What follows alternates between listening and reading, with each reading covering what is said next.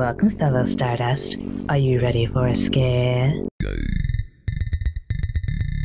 Happy Halloween, Stardust, and welcome back to the continuation of my Spooktober special. Today, we'll be talking about some of my favorite disturbing movies, along with the favorites of some of my friends, some very special returning guests. I'll be joined by Anthony of Fever Dreamland Theater, John of Grande's Graveyard, and Dice Rollen. With 20 films between the four of us, I'm sure there's something that you haven't seen that you can watch this spooky season. Well, without further ado, let's jump right in. So today we're going to be talking about our top 5. Okay, real quick, let me pause this video. This was supposed to be a top 5 countdown, you know, where you count down from 5 to 1. But that doesn't happen. Instead, I count from 1 to 5. My guests were counting down to their number 1 disturbing film. But when I give out numbers, they are all over the place. So please disregard the confusion. Okay, let's continue. Disturbing movies, and we'll start with John. What would be your first movie on the list? So when you initially posed this question, a lot of obvious ones came to mind. So I wanted to do some ones that were a little bit different. So I went to the great land of Japan for the first one right here from the year 2001. And this is Suicide Club. Yes. Club, which to me is a really brilliant little movie that, of course, talks about the horrors of peer pressure.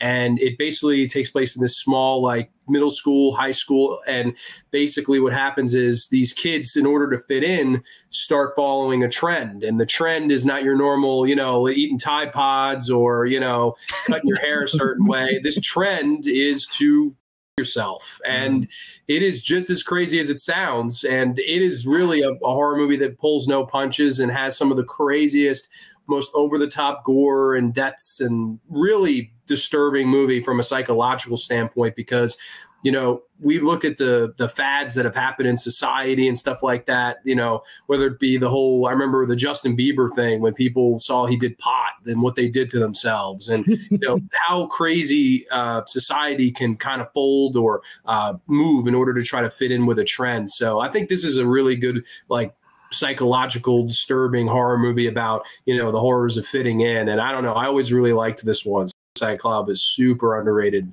in my opinion. Highly recommend if you haven't seen it. Yes, I definitely want to see it. When I saw it on your list, I was curious, so I looked it up, and it's on Apple. And just that first image, that cover image of the girls lined up on the train station, track just ready to jump. I'm just like, whoa, I need to check this out. But I just haven't had the time. In your list, though, I've only seen 2 movies on your list. So all of these I'm super excited to check out. You've always just got really cool list in every topic that I see you involved in. So yeah, has anybody seen Suicide Club? Because I sure have. Heard about it. Yeah. Okay. Yeah. Great pick. Yeah, I cannot wait to check that one out. All right, Dice, what is your first film? My first, least disturbing, perhaps, in my eyes. I guess depends on how much religious trauma you have. But The Exorcism of Emily Rose. Yeah.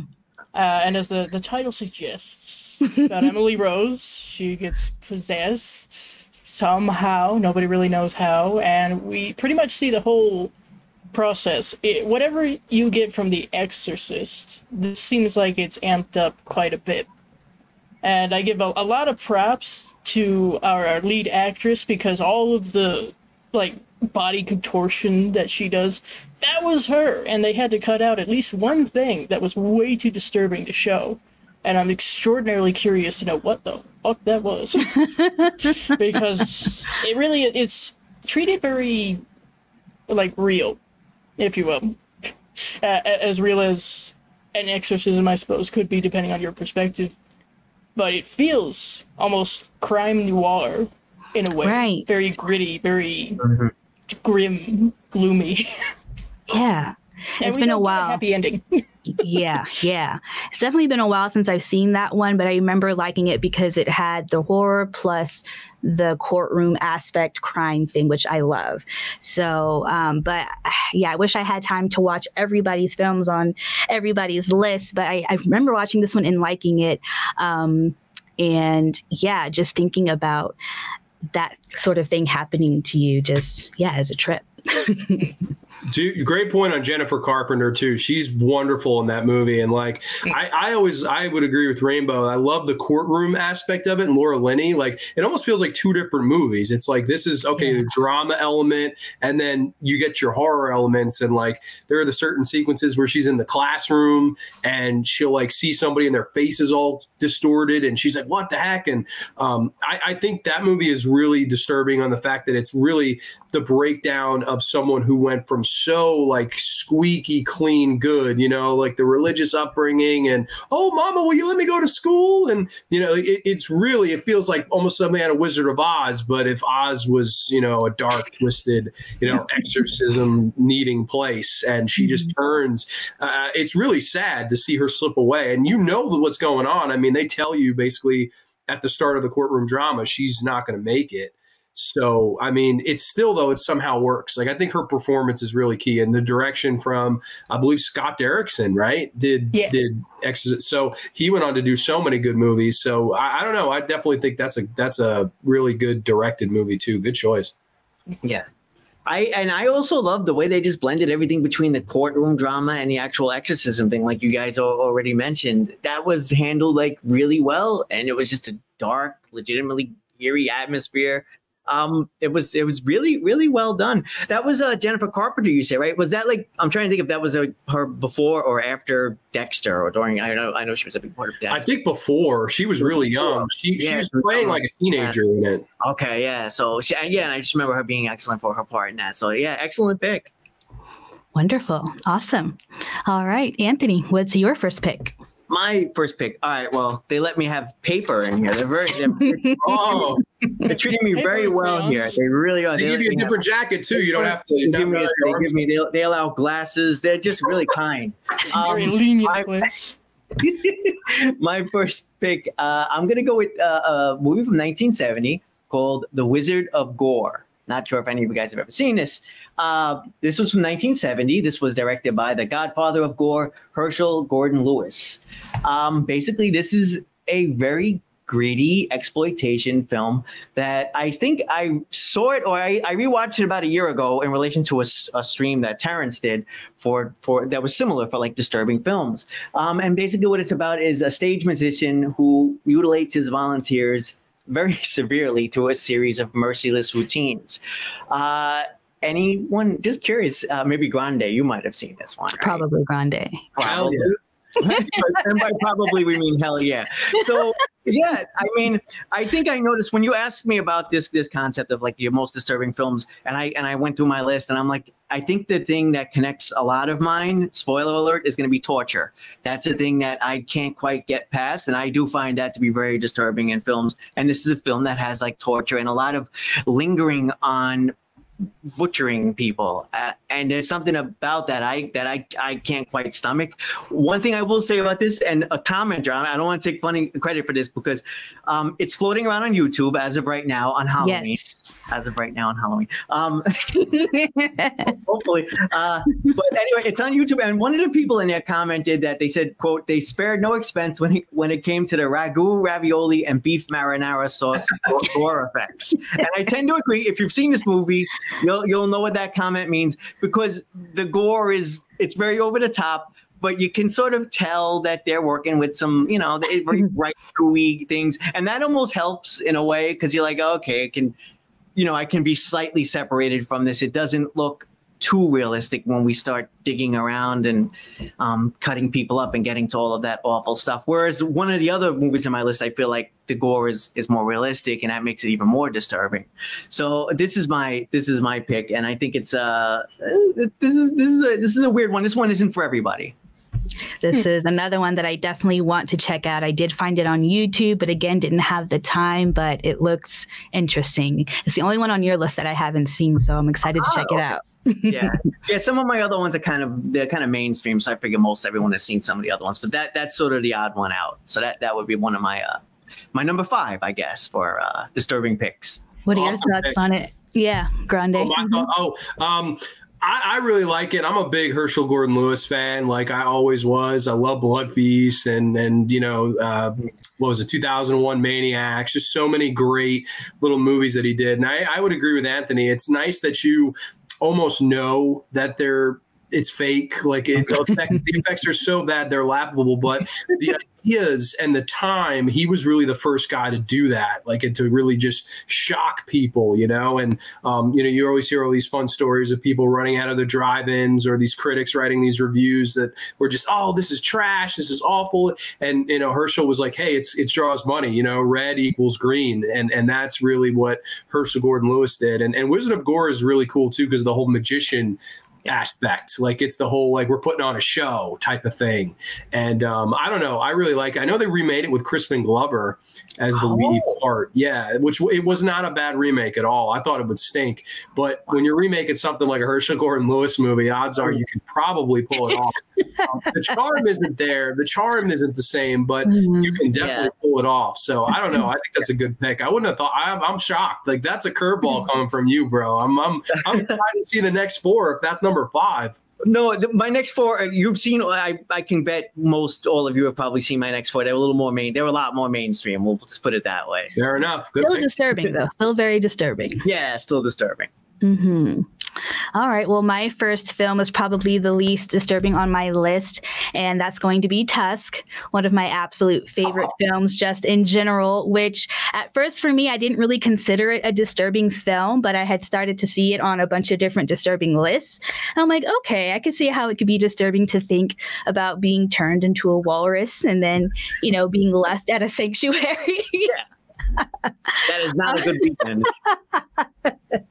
Not at all.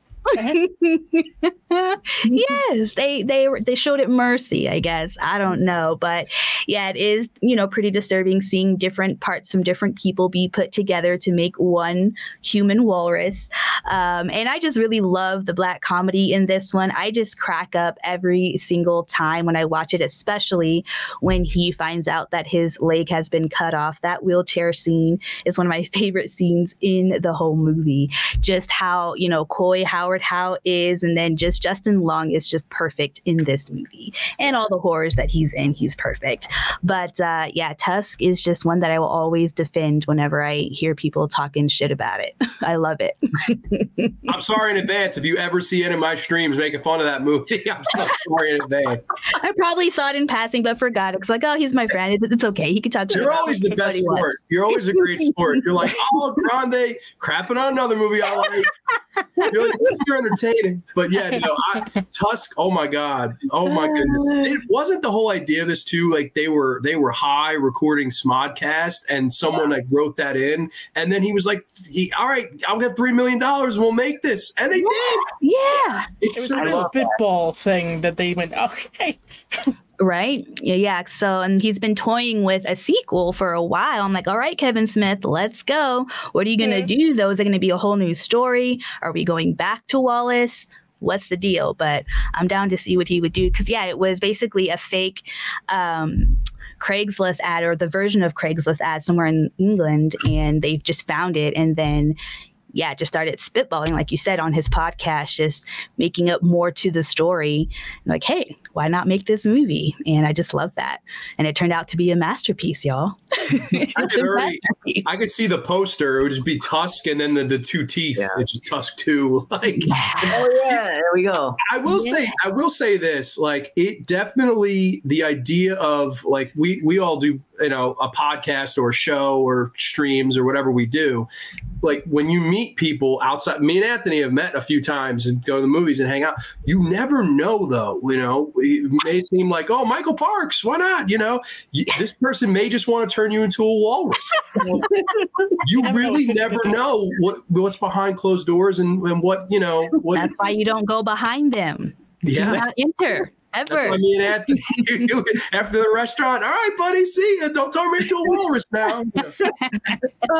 That's for next time. I appreciate you not turning me into a walrus, by the way, Anthony. It's one of my favorite things about our friendship. That was too good, Anthony. That was too good. You had that ready.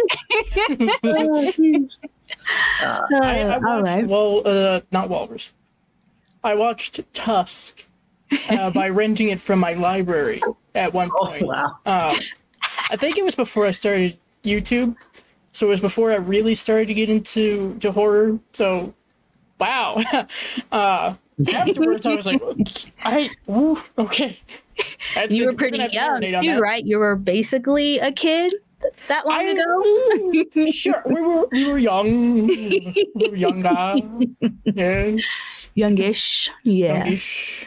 So do you like it? I can't tell. You like it? Don't like it? I like it.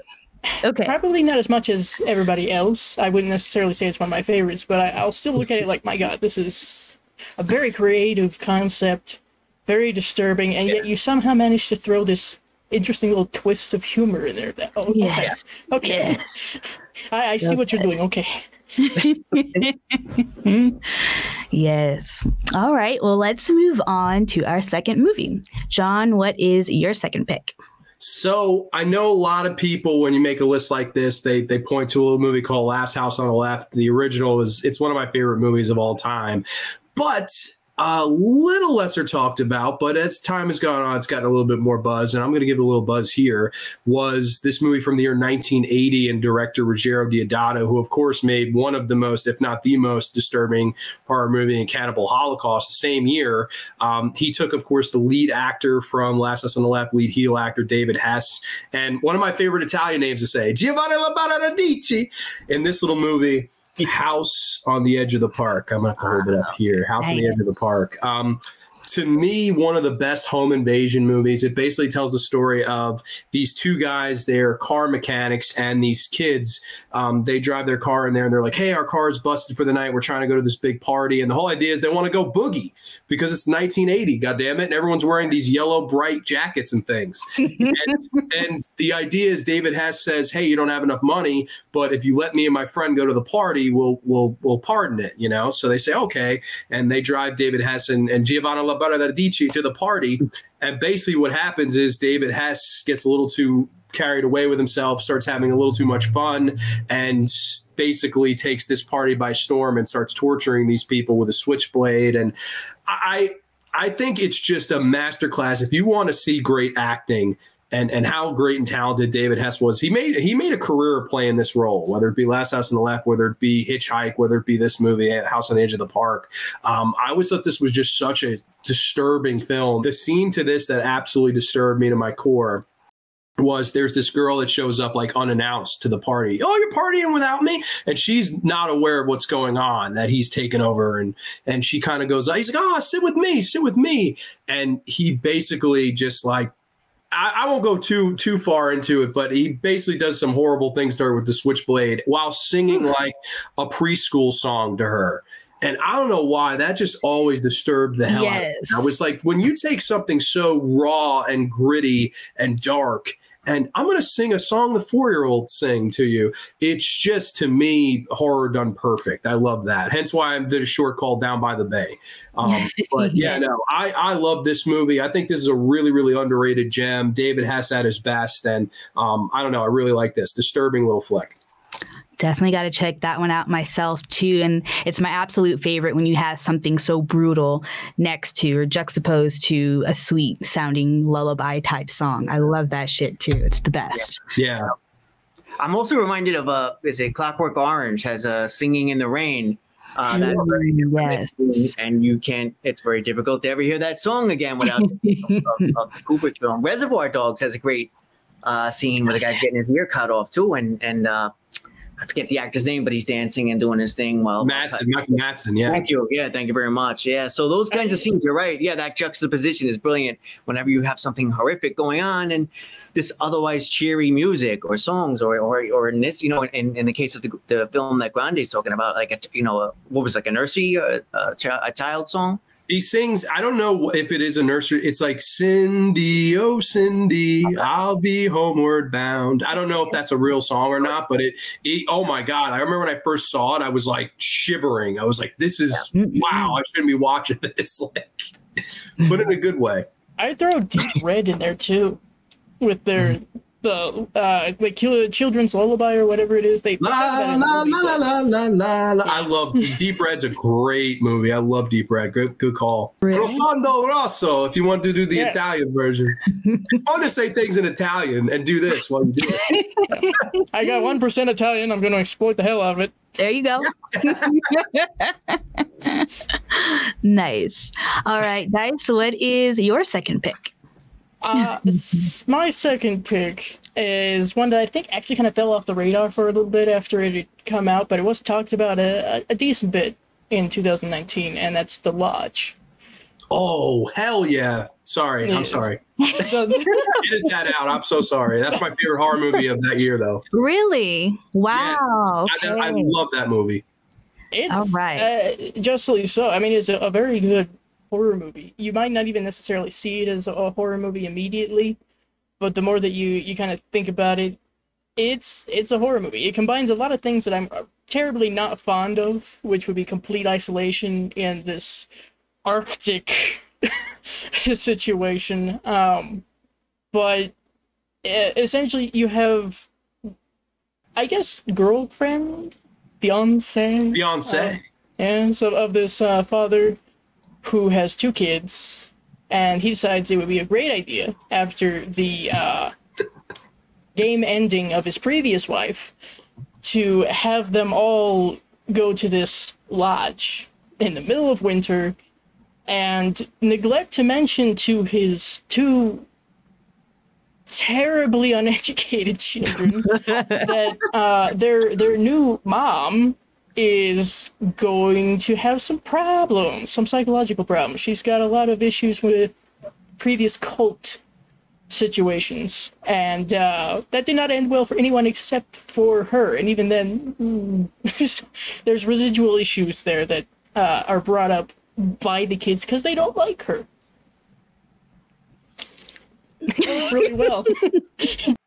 Yeah, I adored it. I think that's a great pick. I saw that in a movie theater, and it was like February of 2020. So for me, it's a 2020 horror movie. So it's like that year, because that was right before the world shut down, really. I mean, that was late February, and then March, everything closed. So that was one of the last movies I saw in the theater horror-wise for a long time. And I remember the whole crowd at the end, people were openly heckling it, like, boo, that's bullshit.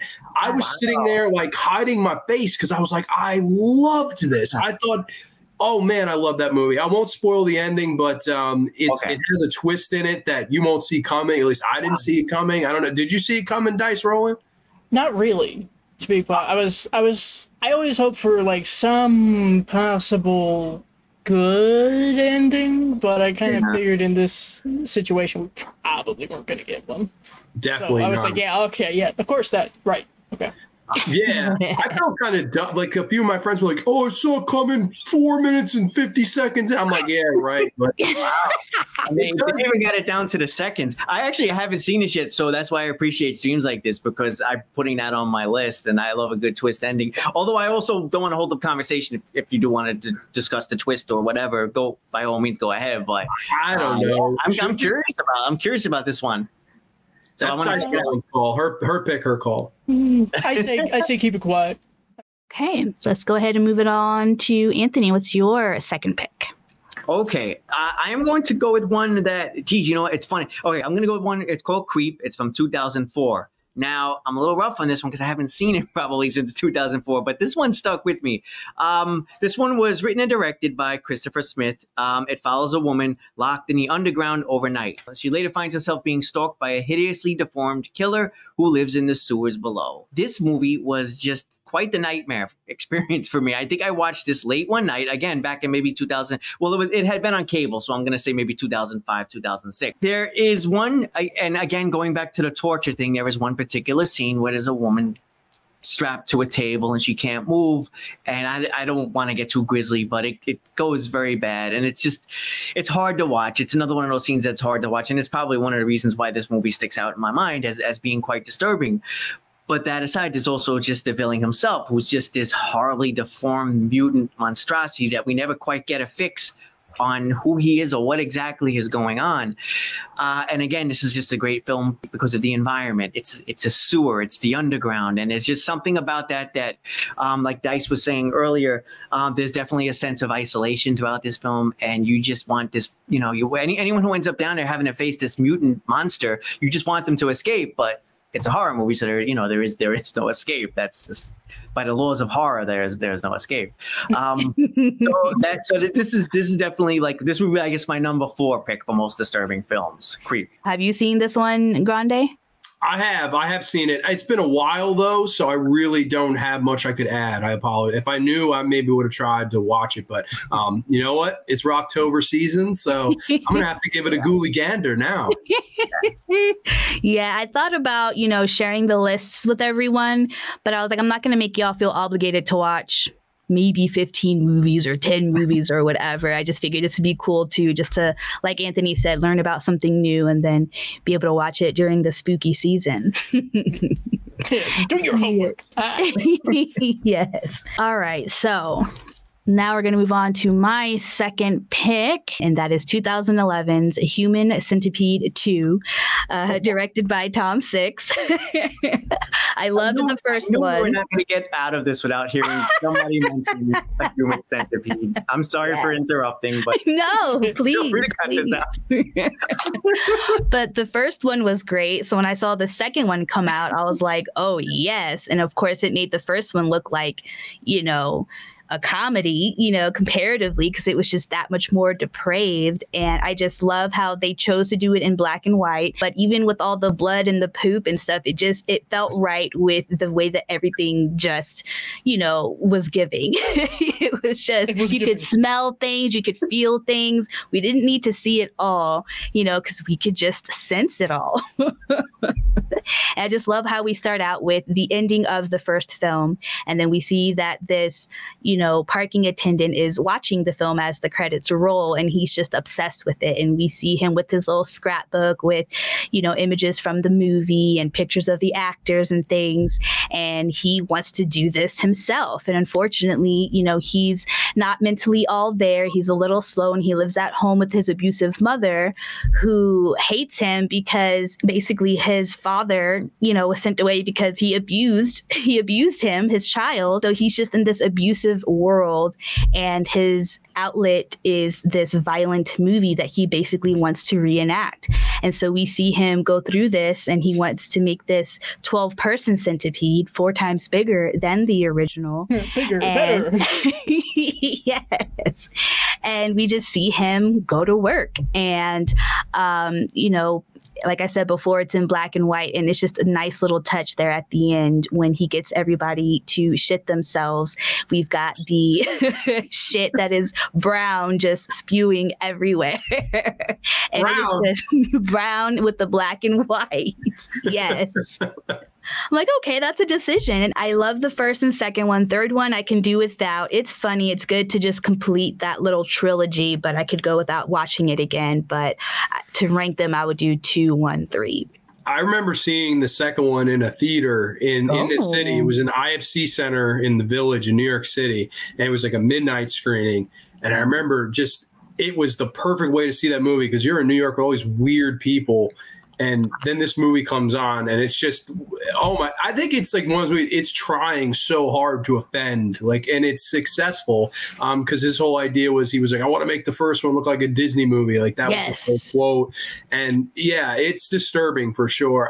It's weird though. Like those movies now, I don't know how well they've aged for me. Like it's almost, I look back now, I'm like, it's almost like disco. It's like, why do we like that? Like, why do people like that? And then that's how I am now. Like, I think those movies came out, I was in middle school-ish.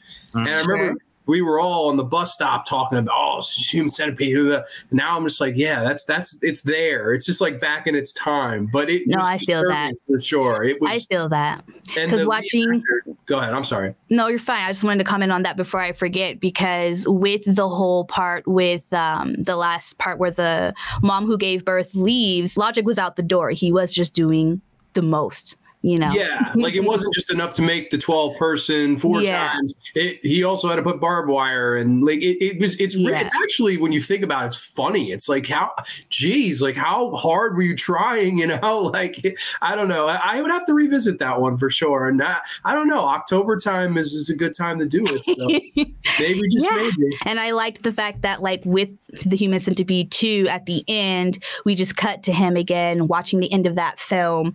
So it's kind of a suggestion that the whole thing was just a fantasy anyway. That didn't actually go down. And that's why it was so over the top. You know?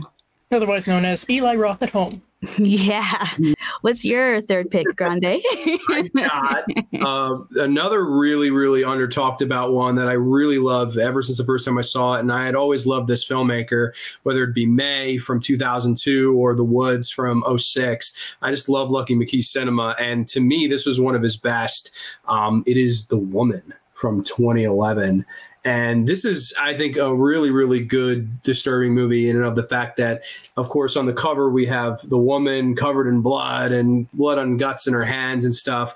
But she's really not the monster of the movie. The movie is about this family that basically is run pretty horribly by the father character in the movie. He's just this evil, he's very misogynistic, very mean. He's teaching his son to kind of grow up like him. And one day he finds this woman, wild in the forest, and he captures her, takes her down to the cellar, and basically treats her as if she's the family pet. And uses her for all sorts of sexual favors and, brutally beats her. And it's a disturbing film for sure.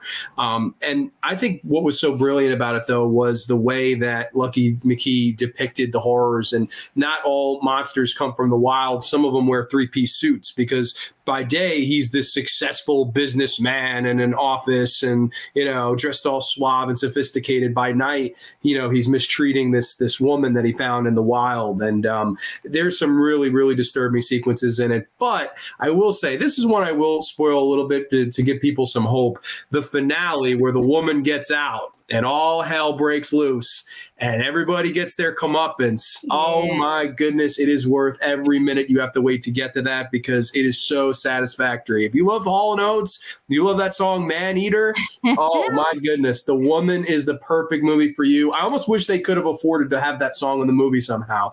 But one of my faves, really always watch this one. For some reason, actually around like November time. This is like a Thanksgiving horror movie for me. I don't know why, maybe because of all the gut munching, but when the family gets together, The Woman. Yeah, right. Pass the hors d'oeuvres over here. I'm going to watch The Woman today. It's either this or Thanksgiving. All right, you take your pick. Come on. Flip a coin. Yeah, it's actually the second film of a trilogy, and Darlin is the third film, which I also like. I like, both The Woman and Darlin. Haven't seen Offspring just yet, but the third film is a good follow-up to The Woman. And it's cool, it's directed by her. Pollyanna McIntosh, the woman that plays the woman, ends up directing the third movie. So it's really cool. Here she gets to be the lead. I don't know. You can't really call her a monster. Well, she's a monster, but I don't know if she's the antagonist or the protagonist. I don't know. But she's awesome. I think that's, I love Pollyanna McIntosh in this. Yes, and Bettis was great in it too, as the wife. Just everybody on that cast was great. It was Sean Bridgers. I forget the daughter's name. She's fantastic as always. Lauren Ashley Carter. You guys said it was. You said it was the second one as like part of a trilogy. So are these standalone stories or are they like interconnected? They can be. Yeah, so all three of them basically have the woman in them. Okay. She's not much in the first or the third one. Like, this is really her movie. Okay. Is this one. And to me, it's by far the best of those three. Like, Darlin becomes very religious for some reason. Like, they go to I don't know. The third one was weird. And then Offspring is just this with like not a lot of money. So if you want to see this one done, like, I think this is the best of the three for sure. I was going to ask too, like between both of you, is that like the best? I would say so. Yeah. Of the two that I've seen. Yeah. Okay. Yeah. Very good. Very good. All right, Dice, what is your third pick? My favorite from 2021 that I thankfully somehow managed to avoid like all the trailers for this. At this point, I've kind of done that anyway, but I avoided the trailers for it. I avoided pretty much everything for it except for a few little key things, and it ended up being my favorite for the year. And that's The Black Phone. The Black Phone is very interesting for a multitude of different reasons that I've already kind of mentioned in my review of it. But one is that it took place in Colorado. I was born and grew up in Colorado. My parents grew up in the same time frame as the events of the film. True crime is very heavy in this. Serial killer John Wayne Gacy is a very heavy theme in this, but it's child abduction by this traumatizing as hell figure played by Ethan Hawke. And you get to see from the perspective of this kid and his younger sister what that whole situation entails. And there's this very real threat that he might not get out of this. He could be the next victim. But because it's created based on a story by the son of Stephen King, we have the canon psychic, and that adds an interesting supernatural element. I was not expecting supernatural, but I think it works very well for this. It's a nice mechanic for the plot. This one I actually liked a whole lot. I'm happy to hear that it was one of your recommendations. I've been meaning to see this one again. I wanted to rewatch this one with my wife too because I think she would like it. It's a solid little horror movie. You're right. Yeah, right. Maybe it isn't for everybody, but I thought this one was really good. And I don't know. I feel like I don't get this.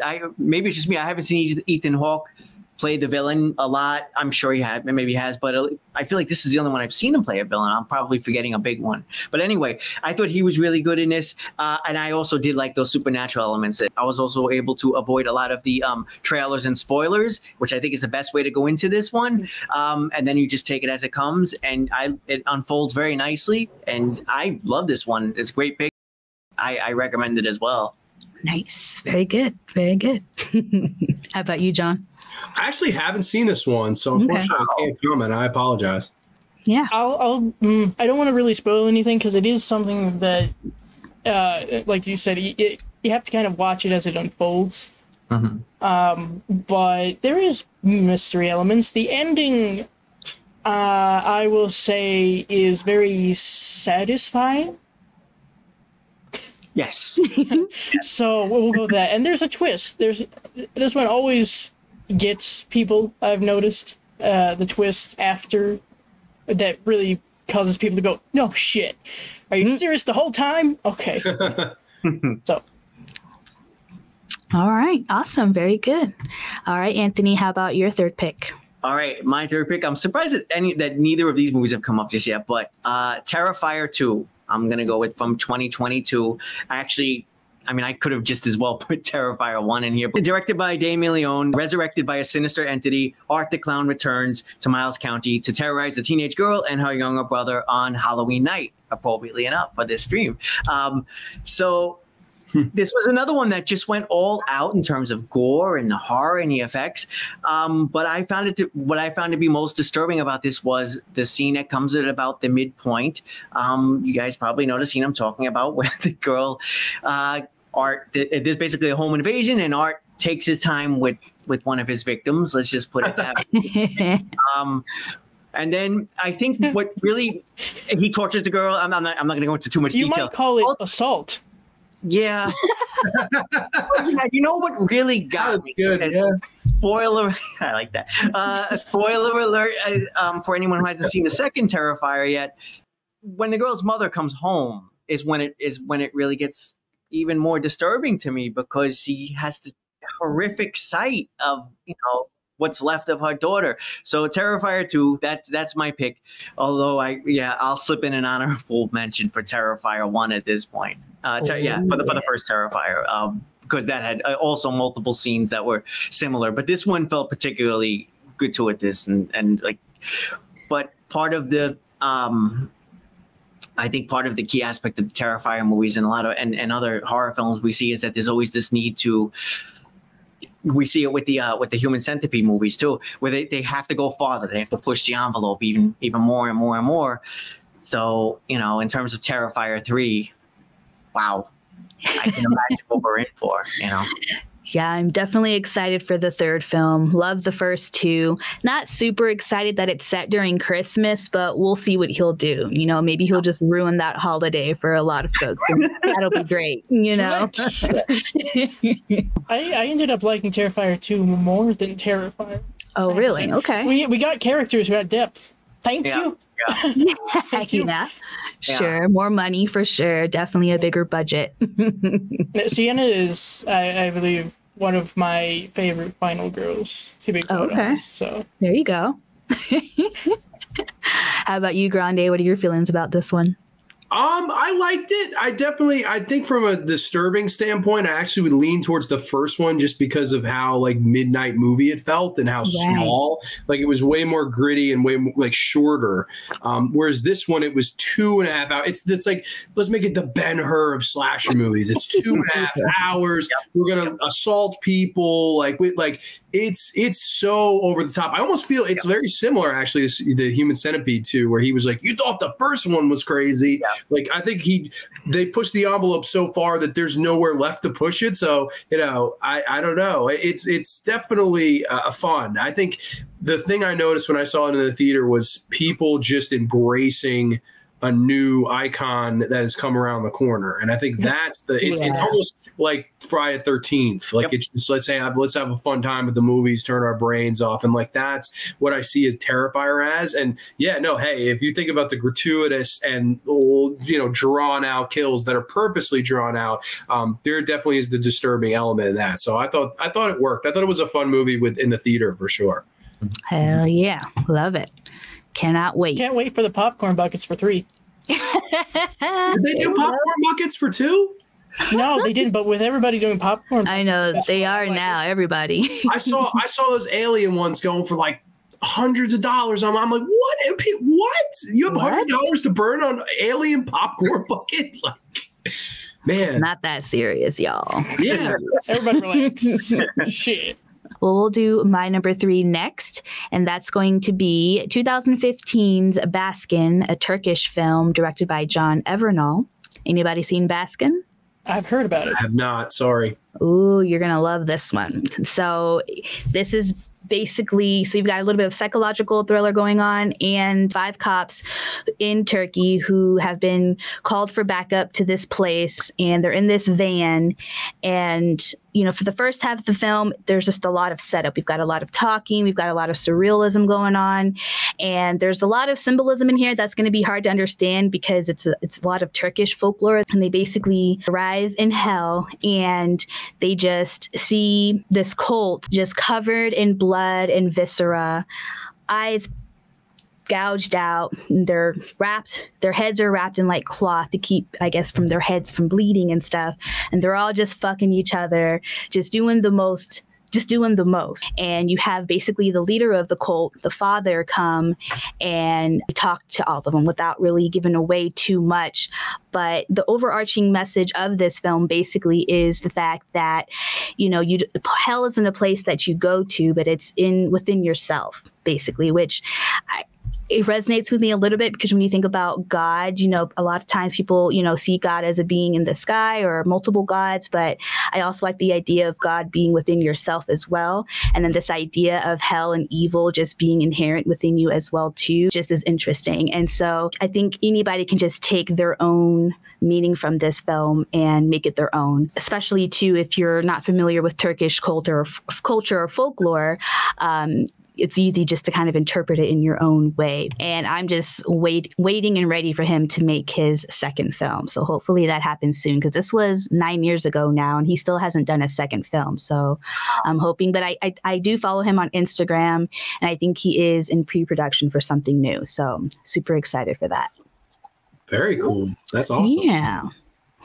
All right. Well, we're getting down to the last 2. Let's move on to number 4. John, what is your 4th film?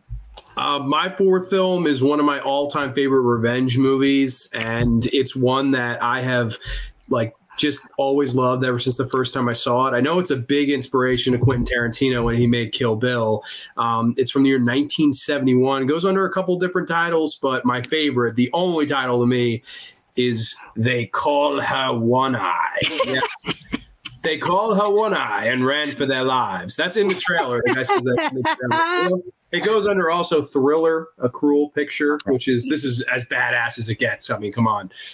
Christina Lindbergh plays the lead here, and she basically plays this character that was assaulted as a child.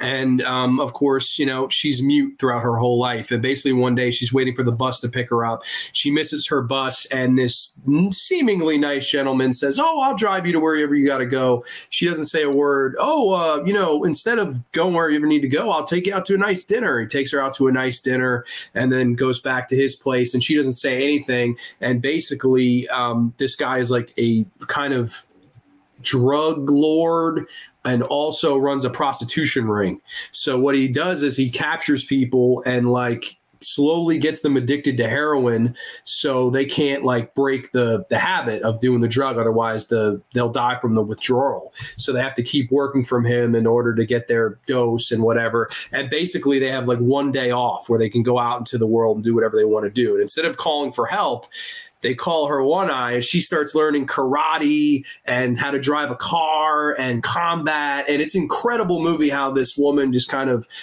you know, learns the revenge skills, and then they take effect at the end when she runs around with a shotgun. But to me, the most disturbing scene in this movie is how she becomes a one-eyed woman. She's, of course, you know, dealing with a customer in the rink, and basically she doesn't want to do anything with him, and he's, "Oh, this bitch." He goes out running, screaming, rambling, and the lead guy comes in with a scalpel, and he goes, you're gonna have to be punished for this. And he pokes her eye out with the scalpel. And the reason it's so disturbing is they used an actual corpse. So the shot of the eye being taken out is a real eye. And they of course suffered a lot of legal action and stuff like this. It was just a corpse that I guess they knew a friend that was, you know, worked in a morgue somewhere, and they were like, "Hey buddy, I'll give you $20. You want to come?" So yeah, it's a pretty disturbing scene, and some of the sexual scenes are very graphic and, you know, uncut depending on what version you watch. I know that I think this is the uncut version of it. So yeah, that's if you want to see that. But it's a fun movie. I always loved it. I always thought that the lead, Christina Lindbergh, her character's name is Frigga, which is friggin' awesome to me. Like, I don't know. I love Frigga, so I love this movie, Thriller, Cool Picture, aka the only title. They call her One Eye. Badass movie, but disturbing. Yeah, I saw this one, or I found it on Apple, definitely on the list. And it took me a while to find it, and then I realized that it had that second name. So yeah, definitely excited to check it out. And you can totally see how Quentin Tarantino was inspired, for sure. Nobody else saw it either? I apologize for picking such obscure movies. No, this is wonderful. All right. What's your fourth pick, Dice? My fourth pick, which has become a little bit more mainstream, I think, as well as another one that's usually brought up in the same breath as this one, but I find this one to be far more disturbing, and that is Hereditary. Oh, yeah. Love me some Hereditary. A24. Family. See, this is what happens when you don't talk to or associate with some of your family members. You know, it's probably a good thing. It's very interesting because initially I didn't fully grasp what they were trying to talk about with this. So it took me another watch or two to really go, "Oh, okay, got it. Cult. Bad magic stuff going on here. Demonic okay. All right. We don't want to reveal too much. I'm sure many people have already seen this. This is almost mainstream at this point, I imagine. But I think that the one scene that is usually pointed out as being quite disturbing, understandably so, is head meets telephone pole. And it's not just that scene, it's everything after. And I know that the brother usually gets a lot of shit. Like, how could he just drive? He's in shock. What else is he gonna do? Stop there, stand there by the side of the road, look at his sister's head on the side of the road? I don't think so.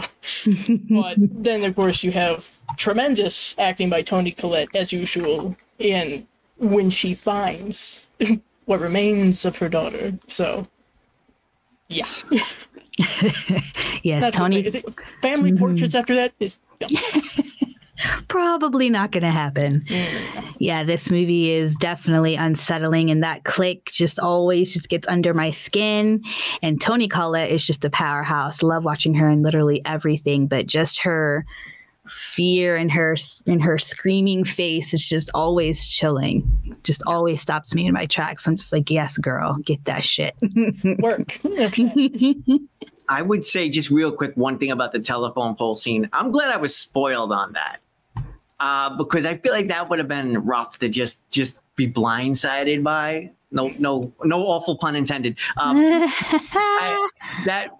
my God, it's just a rough scene, you know. And like Dice mentioned, there's the aftermath of that scene with the remains being discovered, and then later on there's another shot of the head, you know, with bugs and stuff. It's really grisly stuff, but there's lots of horrific imagery throughout that movie. But that scene in particular is bad. But for the purposes of like a stream like this and a discussion like this, that one almost made my list as well too. Yeah, it's a brilliant pick for something like this, for a subject like this. Yeah. I unfortunately, you can cut this out. I really don't like Hereditary at all, so I don't want to say anything bad about it. I think the ending is very funny. I'll say that it's funny. Oh, was this one of the things? Did you have a rant on this one too, or no? Oh yeah, I lost quite a few people because I read. Oh no! You lost what? Sure, yeah. Sometimes people get popular. Like I said at the end, the kid in the treehouse with all the naked old ladies. I was like he's wearing the Burger King crown, and I made fun of it, and people were like, "You just don't get it." I was like, "That's fine. That's fine." Yeah, that's what I was saying. I thought all of that stuff was pretty disturbing too. There's lots of, I mean, the head scene is the most disturbing thing, at least to me. But there's lots of stuff just throughout that's just creepy as hell. I don't know. It but it didn't resonate. Yeah. You feel like it was trying too hard? I'm just curious for you. I don't know. It just didn't. I think I was told going in how disturbing it was. And a lot of it I just thought was so over the top. Like when she's banging her head on they made it fast. It looks like a paddle ball. I was like, I laughed. And the whole, I am your mother. But I'm sorry.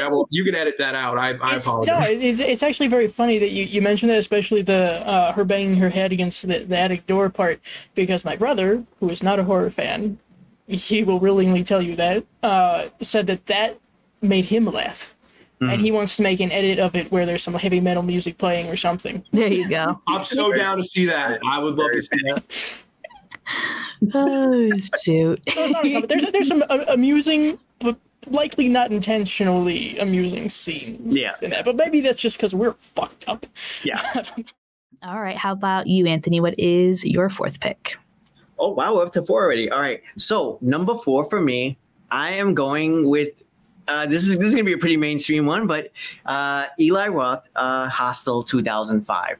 So this film follows a group of American tourists as they end up in Slovakia, where they are eventually taken one by one by an organization that allows people to torture and kill others. Yes, it's me again discussing torture. The theme of this stream at this point. So this was the first Hostel movie. I feel like I think I've seen I think I've seen the other ones, but this is the one that really resonated with me the most. And it might even be the same for others. I'm not sure. But it's definitely the first that I saw in that wave of horror that kind of hit in the early 2000s.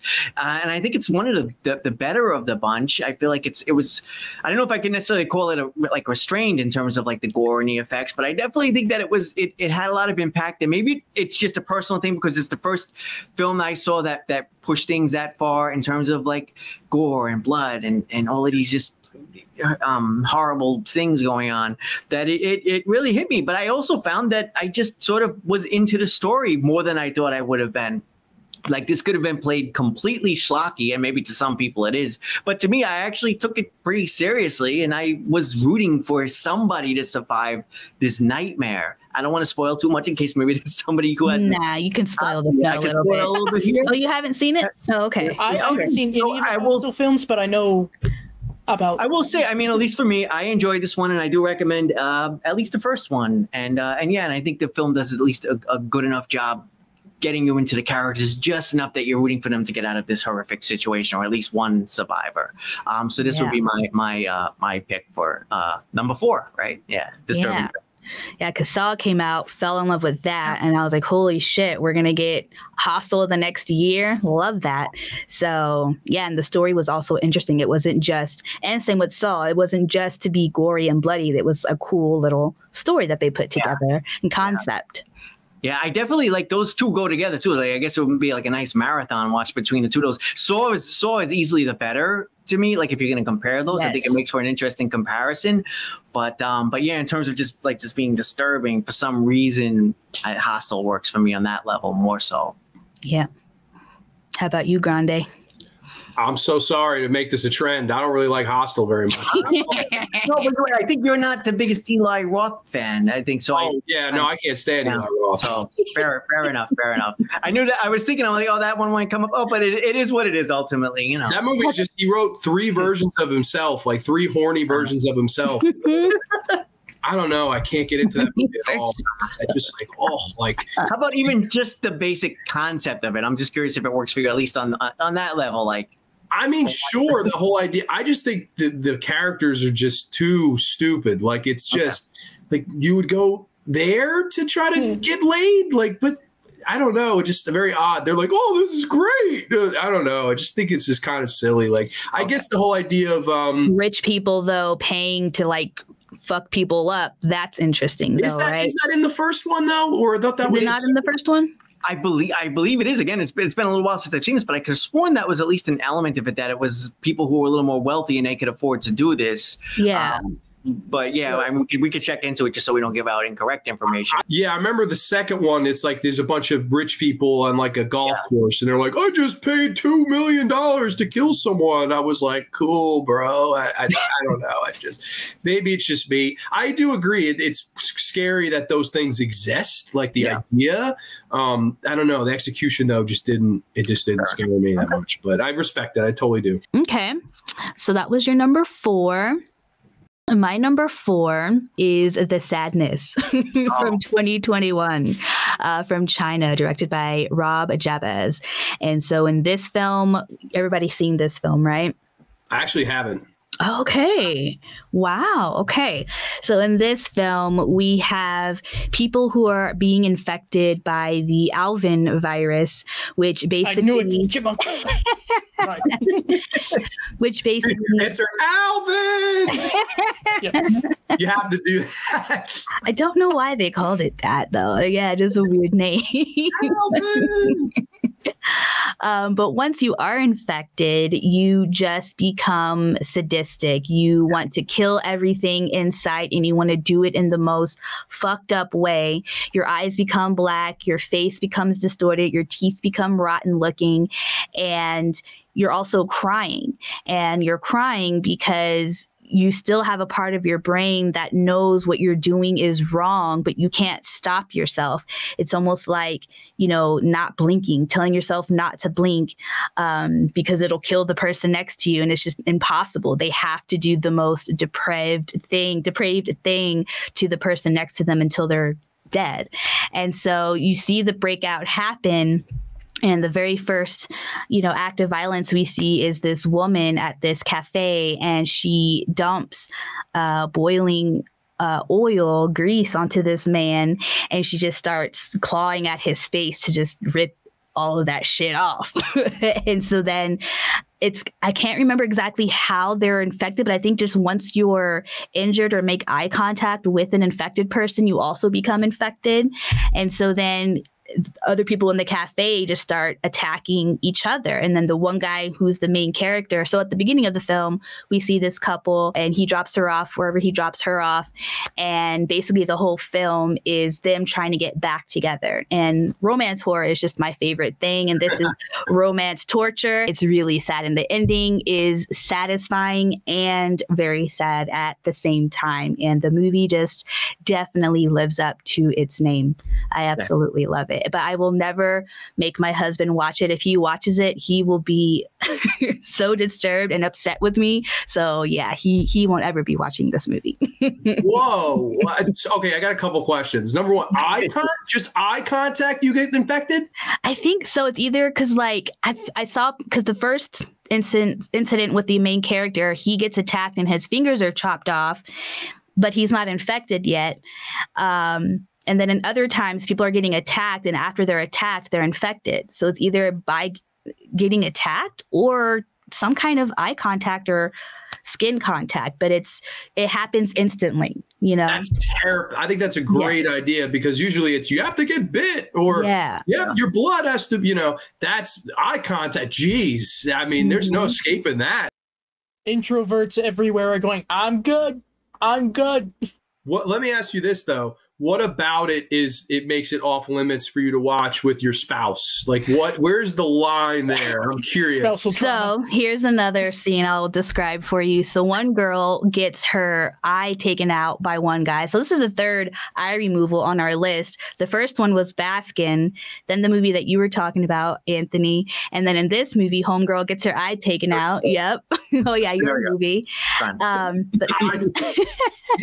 And this girl, though, after her eye's been taken out, another guy ends up having fun with her in his own way with his willy in her eye socket. Whoa! All right, I think that is the line for spouse. Yeah. We have found the line. Excellent. There it is. Write it down. All right, so we are down to our last movie, y'all. You ready? I'm ready. Let's do this. There's no eye gouging in this one, so sorry to disappoint you all in advance.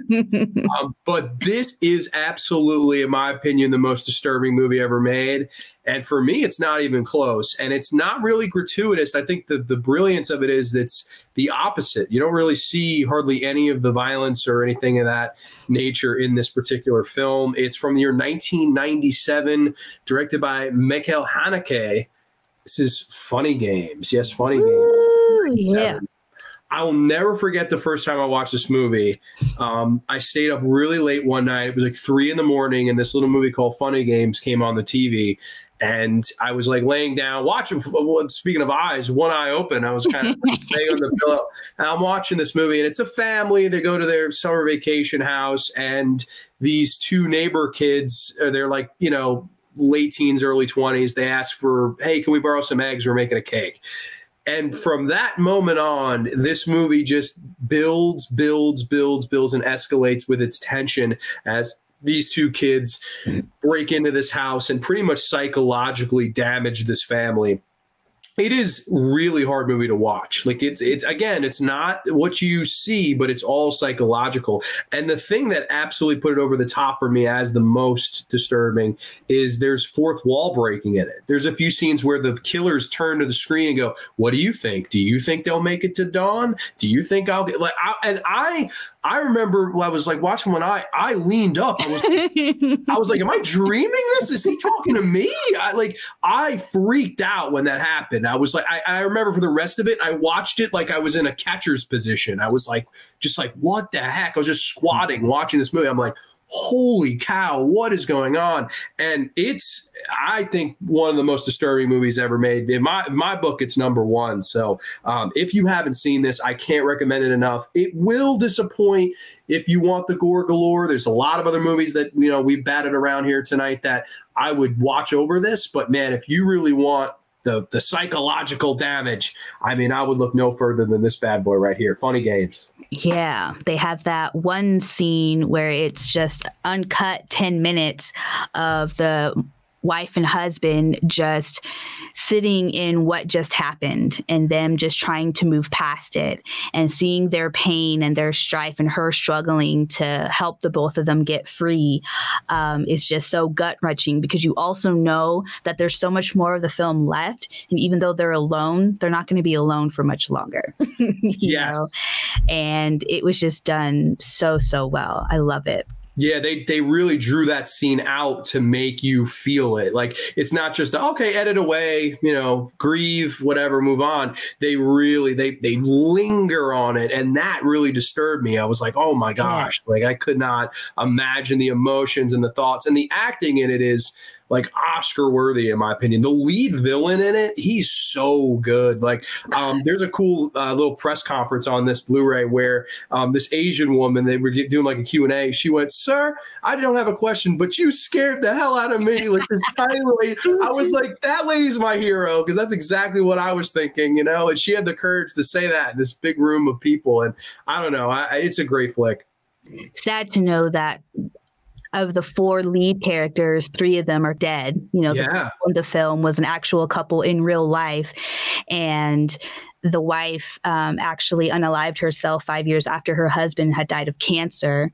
And then the other antagonist, I forget why he passed away. He overdosed, I think. So, yeah. Yeah, super sad. Yeah, really sad. It's like a cursed movie now. The only guy, I think the only person left is the kid and the lead villain who scared the hell out of me. Arno Furch is his name. And I hope I never encounter him because he scared the hell out of me. Yeah. So I think it plays with your brain a lot. And I kind of appreciated that. And I thought it really was dark in a good way. So definitely one to watch. Awesome. Very good. All right. And what is your last film, Dice? My last film might be cheating ever so slightly because it's not technically considered horror, but I think that's terribly subjective. It's in a parallel category anyway, but I think it has a lot of cross-contamination there. Especially thriller. It's thrillerish. Yeah. Yeah, depending on your perspective. Like, especially if you're a parent, this is horror. And it's one that I watched maybe at most like a week ago, because I've been going through the filmography of David Dastmalchian. And he was in this, briefly. But I watched it, and that is Prisoners from 2013. This is one I was aware of before, and it seemed interesting, but maybe not enough to really grab my attention. But being the hyper-fixated ADHD person that I am, David Dastmalchian really sold me watching it, and I thought it was terribly disturbing because of how real it is. Like, it has theoretically a happy ending, but you don't know if there will be all the way. Yes, there will be. Don't say that. Yeah. There will be. Of course, yeah. You get like whiplash from the different twists that there are, because for 1 minute you're like, well, shit, everything's up, it's over, but why is there so much of the movie left? What are we doing here? And yes, it was so long way, and you're like, oh, fuck, but it's not completely great. Okay, what do we do now? So the acting is tremendous from everybody: Hugh Jackman, Jake Gyllenhaal, everybody, big and small parts. And I like to think that there are times where I can see, okay, it's this person who's doing it, or this is what's going to happen. I had no goddamn idea throughout the whole thing. 1 minute I thought, oh no, it's going to be him. Oh, it's not him. Well, what? Oh, okay. It is him. No, it's not him. It is him. Oh, it's actually, oh, fuck. But and then you watch it again and you're like, oh, there was a clue. Okay. Just, you've got the whole idea of, like, your kids, they've been kidnapped and you don't know where they are, and you have such a limited time frame to figure out what happened. If they aren't already dead, they will be soon. And in doing so, I think that Denis Villeneuve, he did quite good in showing us how far just an average person is willing to go to try to save someone's kids. Because sitting back as the audience, you're like, yeah, I could never do that. But then you put yourself in their shoes and you're like, well, maybe. You have Paul Dano playing one of the creepy guys, and he's just a great creepy guy. He's been in a lot of movies as the creepy guy. There Will Be Blood. He was also the brother in Little Miss Sunshine, little awkward guy. So him, in this situation, being a little kooky is really fun.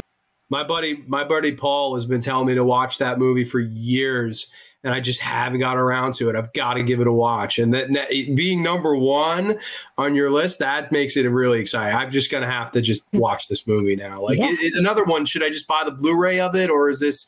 It's good for a blind buy. I think it's worth a blind buy because, like I said, there's rewatchability to it, because you're probably not going to catch everything first time around, and you watch it again and you're like, oh, shit. Well, that was obvious. Okay. Anthony, so what is your last pick? All right. So, yes, my number one pick is from not that long ago, 2023, When Evil Lurks. Yeah. All right. So this one, yeah, I'm hyped to talk about this one. And I know you're a fan of this one as well, right? Two brothers accidentally unleash a demon into the countryside that can possess people and make them do terrible things. So although that sounds like a sort of very basic premise, my God, does it work? It works so well throughout this movie. I was a big fan of this. It was sort of like a pleasant surprise. Lots of people have recommended it to me. And sometimes when a lot of people recommend things to you, you kind of get hyped up and then you inevitably get let down. This was not the case for this movie. What I liked about this one was that it definitely pushed the envelope, though not in a sense where like I had to like turn it off. I was like, oh, this is just it's it's just exploitation or it's gratuitous. This one felt like it was natural and it belonged there, and the violence and the brutality were very fitting for the story. But I also like that it's combining elements of. We have like possession in here. We almost have like this. There's a sense that that it's almost treated like a virus, which is something post pandemic we all kind of feel. So it's playing on all of those kinds of things. And despite the fact that I watched it with subtitles, it worked totally fine for me. I found myself completely engaged by the story. I couldn't have watched it any other way, like with like an English translation or anything like that. And I do recommend watching it that way. I feel like that's the way it's meant to be seen if you don't have to speak the language. But so this is my number one most disturbing movie. There's some pretty brutal scenes in here that I would say that do involve children, unfortunately, and I think that's what probably tips it toward the edge to me for making it like one of the more disturbing films. Although again, it's done this stuff, the horror, and this is done in a tasteful enough way, and it's again, it doesn't really feel like just needlessly graphic or over the top or anything like that. It's just well done. It's just well done, and it's just an excellent horror film. Probably the best I'd say of 2023, at least for me. For horror. Yeah, I'd say the same for me for 2023. Yeah, sure. That's what I hear a lot. Ken Sage highly recommends that, so I'm like, you still haven't seen it? I know, but listen, if you saw my watch list, you would faint. Okay. So well, in that case, I'm glad I didn't spoil too much. I don't know that there's necessarily too much to spoil in this. There's just enough insanity throughout that even if I did an spoil experience. Things. Yeah, it is. Exactly. This is another one of those things. It's more of an experience, the film. All right. So my last pick is also a film that isn't going to give you a whole lot of gore or blood or anything like that, but it's just the idea of what's going on. That's a trip. And that is Dumplings from 2004, Korean film directed by Fruit Chan. That's not a cereal? What? Not a cereal anybody would want. So you've seen this one, Grande? Yes, I've seen Dumplings. Dumplings is awesome. Yes. So we have this actress, or this one-time actress, who is married to a wealthy man, and she's getting older naturally, but she wants to look younger. So in an effort to do that, she finds Aunt May, a dumpling cook, who is able to basically help you become young or look younger. And she does this by making dumplings. But the special ingredient in the dumplings to do that is fetuses. The special ingredients are fetuses. Tender, chewy. Yes, there is one scene where you can see that they do have a chewy texture when she's cutting them up and putting them into the dumplings. Yes. Oh, jelly babies! Oh.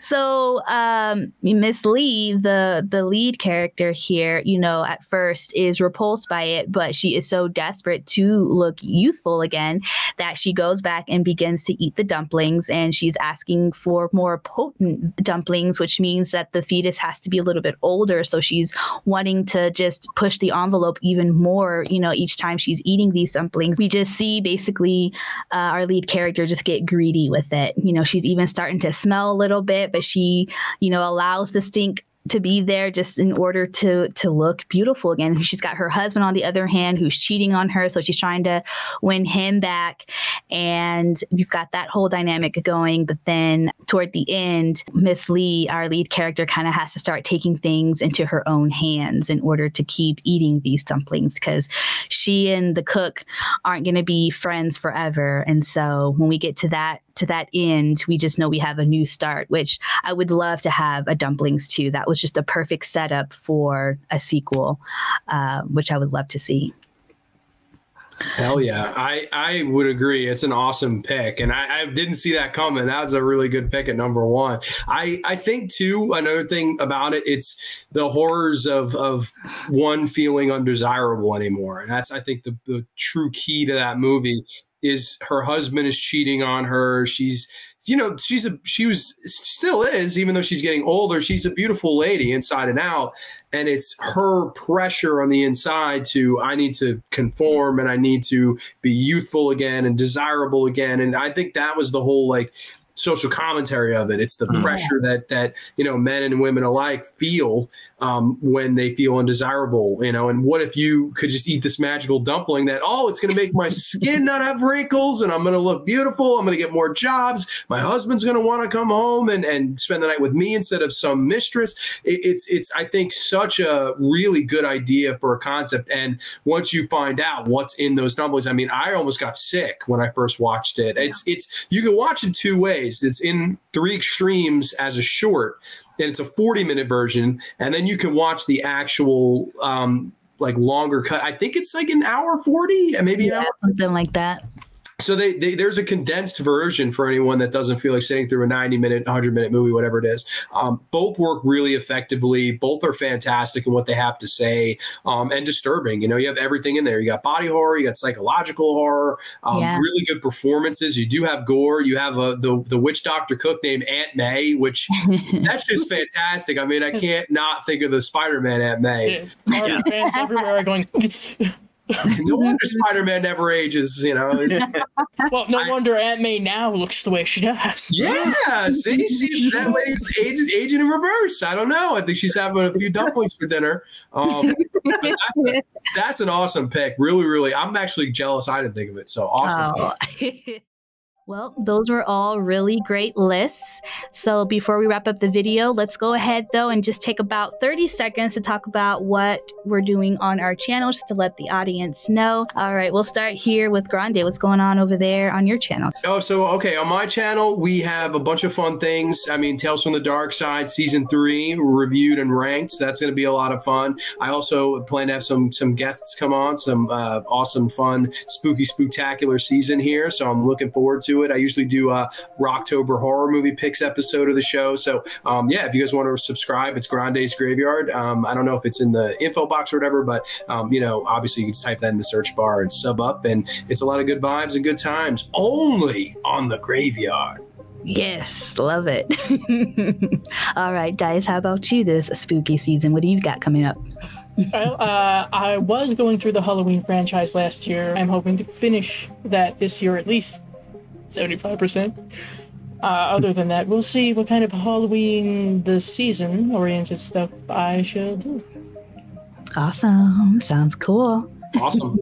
Sub Dice Rollen. I already did it. Yeah. That's true. And technically, nobody recognizes Brian from Brain Damage with my custom Aylmer. Yeah. Very nice. We're flanking. Cool. Oh my god. Very nice. All right. What do you got going over there on your channel, Anthony?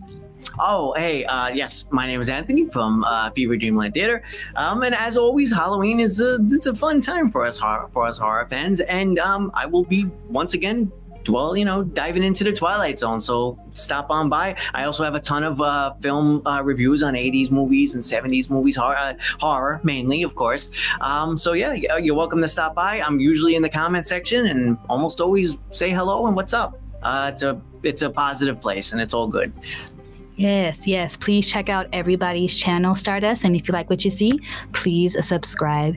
And there you have it, our list of some of our favorite disturbing movies. If you haven't checked them out, you'll definitely have a lot to catch up with this spooky season. All right, Stardust. Until next time. Peace.